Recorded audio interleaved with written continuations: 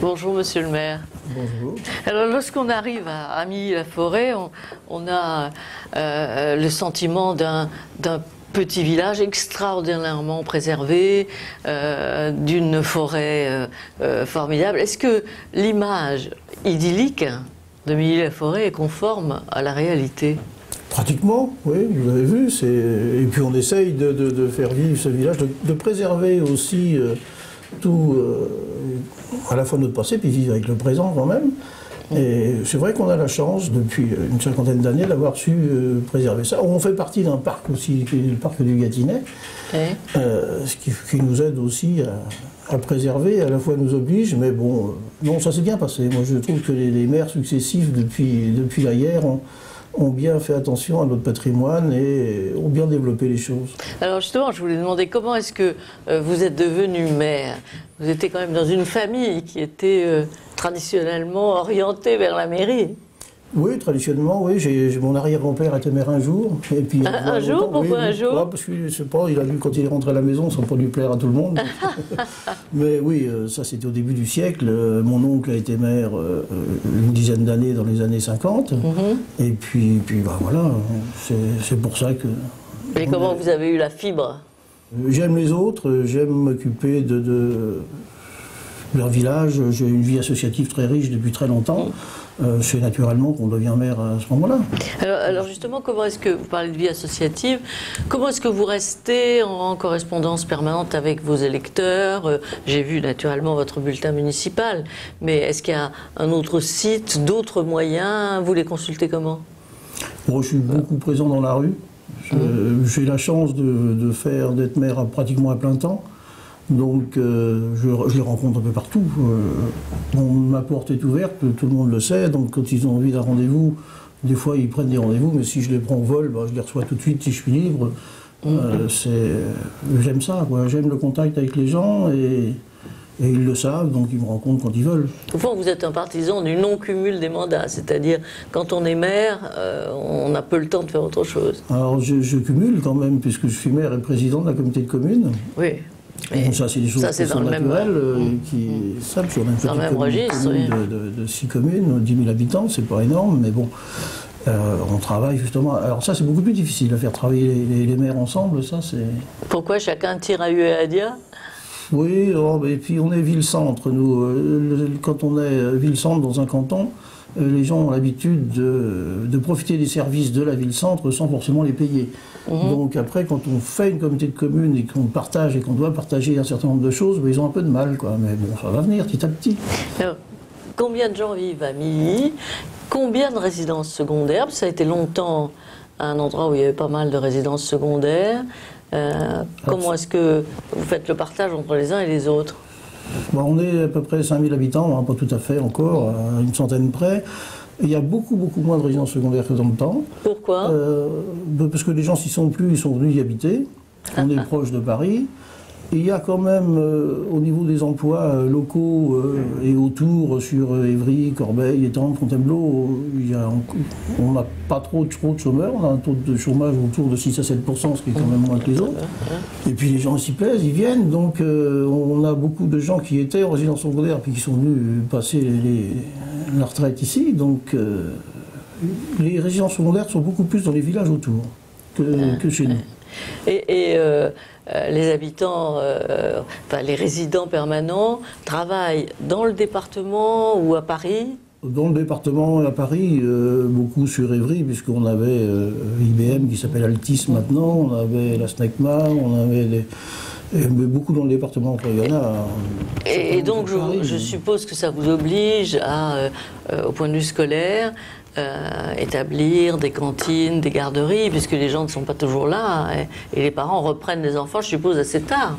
Oui, mais bon, ça se passe bien. On a fait des efforts assez considérables justement sur l'enfance, la petite enfance, puisqu'on a une maison de l'enfance, c'est-à-dire qu'on s'occupe maintenant des enfants de 0 à 18 ans. Quoi. Oui, vous êtes hostile aux mères qui disent avant 5 ans, non, on ne s'occupe de rien. De toute façon, si on veut rendre service à la population, il faut bien répondre à ses besoins. Donc c'est un choix, effectivement, on a une maison de l'enfance avec une crèche familiale, une halte garderie, du périscolaire, des cantines. Alors, j'ai lu justement dans votre bulletin municipal un appel. Enfin, vous lancez un appel aux retraités, aux habitants qui ont du temps libre, pour qu'ils viennent assurer la sécurité de la rentrée des classes. Est-ce que ça veut dire que vous avez des problèmes ou pas du tout? Vous savez, c'est pas très facile de prendre des gens pour 1 heure le matin, 2 heures le midi et 1 heure le soir. Quoi. Donc évidemment, c'est les retraités. Donc il peut y avoir des retraités, il peut y avoir, on a un centre de loisirs, donc on peut avoir des jeunes qui ont fait cumuler différents emplois comme ça, mais c'est vrai que Et ça marche, les gens participent? Oui, ça vient. Voilà, on a eu un peu de mal, mais je crois que ça y est, on a recruté tout le monde, là, donc on va pouvoir fonctionner, le périscolaire, puis ça fait d'intergénération, c'est pas mal. Oui, c'est une des premières expériences de ce genre, depuis que l'appel aux retraités est une... En tout cas, je ne l'ai pas vu dans d'autres communes, mais ça doit au contraire créer effectivement un sentiment d'appartenance assez intéressant. Les retraités sont jeunes et puis dynamiques maintenant, donc on peut compter sur eux et ça peut apporter des choses, c'est sûr. Alors je me demandais si vous aviez des problèmes de transport, parce qu'il me semble qu'on vient ici assez facilement en voiture, par l'autoroute. Est-ce qu'il y a d'autres moyens de transport plus... C'est à la fois un handicap et à la fois un avantage, ce qui fait que ça nous a aussi un peu préservé d'un certain nombre de choses et d'avoir un développement harmonieux. Bon, il y a le train, la ligne D qui est à 7 km sur le village d'à côté à Metz, mais bon, il faut 1h15 pour aller vers Lyon, donc c'est pas très très facile. Il y a des gens qui font ça tous les jours. Hein. Il y a des gens qui font 4 heures de transport par jour, à midi quand ils vont sur Paris. Hein. Mais après, c'est la voiture. Ça, chez nous, c'est la voiture. Et toutes les tentatives qu'on a faites jusqu'à maintenant dans le transport ont échoué parce que les gens, il faut que ça passe chez eux à l'heure précise, quand ils ont envie. Donc, et on ne pouvait pas faire une petite bretelle pour Milly-la-Forêt, non? Non, ça paraît un peu difficile. Maintenant, le transport à la demande va sûrement se développer. C'est aussi une forte demande de la maison de Jean Couteau. Et on va peut-être pouvoir arriver à rentabiliser cette chose-là. Je suis en train de voir avec les taxis aussi, parce que c'est leur fonction première. Pourquoi pas qu'ils prennent ça en charge. Et la municipalité ne s'occupe pas des transports, ne transporte pas par exemple jusqu'au train, il n'y a pas des navettes. Hein. Non, on n'a pas fait ça. À chaque fois qu'on a fait dans le cadre de l'intercommunalité, je vous dis, on avait un quart de 50 places avec 5 ou 10 personnes dedans. Donc, c'était inutile. C'est un coût énorme pour... Oui, donc finalement ça marche, la voiture seulement ça marche, vous n'êtes pas... et dans le schéma du Grand Paris et de la grande Île-de-France, vous n'êtes pas mieux servi? Mais non, ça on est un petit peu, vous savez, nous on est dans les fins fonds, là, on est en limite d'Île-de-France, on est en limite de l'Essonne, donc c'est pas leur préoccupation première. Alors on fait des pieds et des mains quand même pour dire qu'on existe, mais donc on arrivera peut-être à faire quelque chose. À prolonger des lignes, on peut prolonger peut-être des lignes qui viennent de Corbeil qui s'arrêtent à 10 km, 15 km d'ici. Mais au fond, on a l'impression que vous êtes assez bien comme ça, parce que c'est pour ça que ça a préservé ce site exceptionnel. Oui, ça a l'inconvénient, mais bon, comme on était tout voiture jusqu'à maintenant on l'est un peu moins. Le transport, c'est vrai qu'on nous le réclame, donc on va voir comment ça se passe. Mais ça se passe plutôt par des minibus ou par des choses comme ça. Alors on passe au site donc exceptionnel qu'on a eu l'occasion de voir tout au long de la semaine.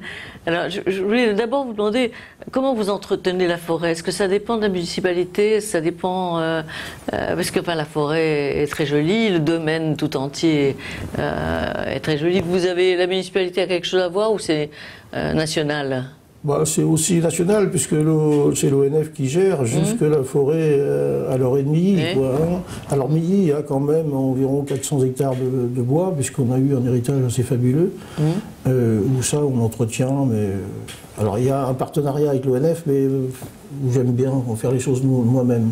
C'est-à-dire Oui, on se débrouille, on entretient ça, on est équipé au niveau matériel. J'ai la chance d'avoir une équipe à la fois municipale d'élus et d'employés qui sont vraiment assez remarquables.